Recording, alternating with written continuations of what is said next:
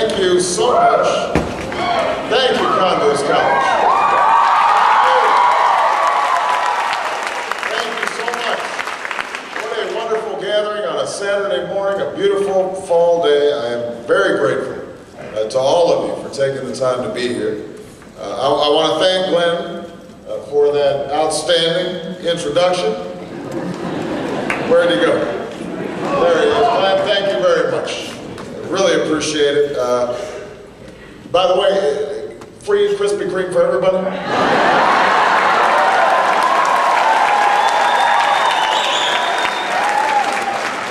He said, oh, y'all, just come over to the store.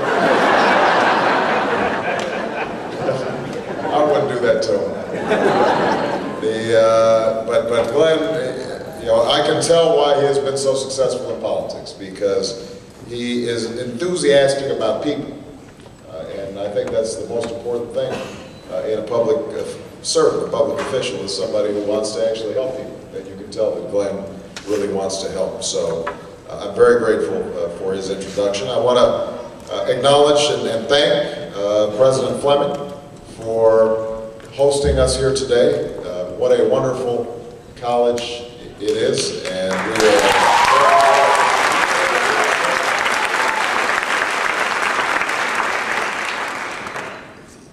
I want to also acknowledge in the audience, I believe, I have not seen her yet, but one of my favorite people in South Carolina, and that's the chairwoman of the South Carolina Democratic Party, Carol Fowler. Is Carol here?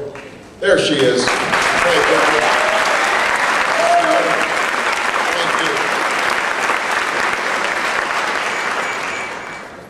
And to all the students who are here, thank you so much for taking the time, because I know that, you know, Saturdays are precious when you know, those are sleep-in mornings. So for those of you who took the time to wake up and pay attention to me, I very much appreciate it.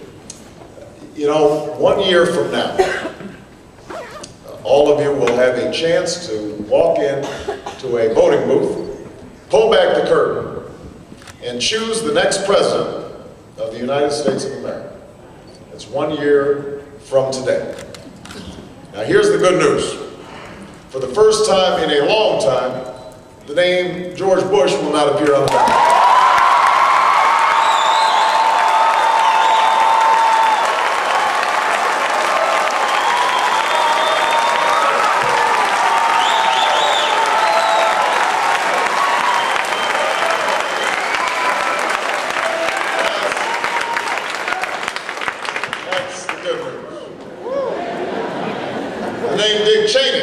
My cousin will not appear on the ballot.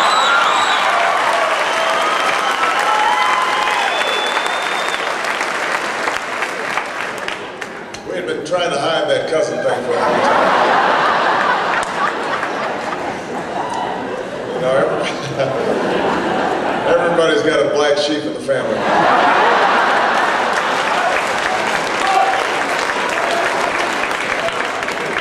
A crazy uncle in the attic.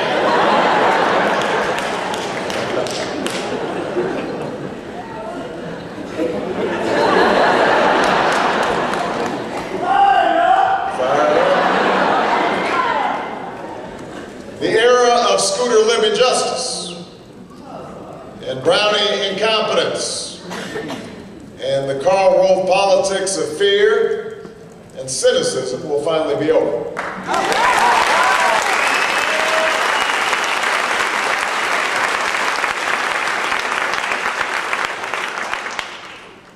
But the question you will have to ask yourself 1 year from today, when you pick up your ballot, is what next? What next? How do we repair the enormous damage of these dismal years and recapture that sense of common purpose that has seen America through our tough times? I am running for president because I believe we find ourselves in a moment of great challenge and great promise. A moment that comes along just once in a generation. It's a moment of challenge because America is less safe and less respected than at any time in recent history. We are more dependent on oil from dictators and closer to the day when climate change becomes climate catastrophe. In the midst of great prosperity, families all across this country feel further and further away from the American dream. You know this from your own lives. Most Americans are working harder for less and paying more for everything from health care to college than ever before. It's harder to save. It's harder to retire. And the policies of the last 7 years have added to this unfairness. George Bush said, whatever the politics of the moment required in order to get elected in 2000.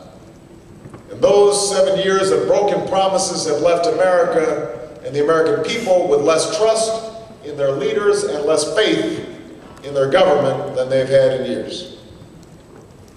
We were promised compassion and conservatism, but what we got instead was Katrina and wiretaps.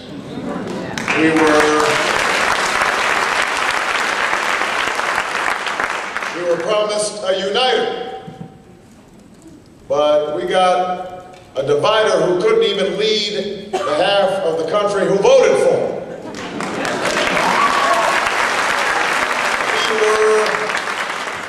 We were promised a kinder, gentler Washington. We got a town that's more bitter and secretive and corrupt than ever before. And the only mission ever accomplished was using fear and falsehood to take us to a war that should have never been authorized and should have never been waged.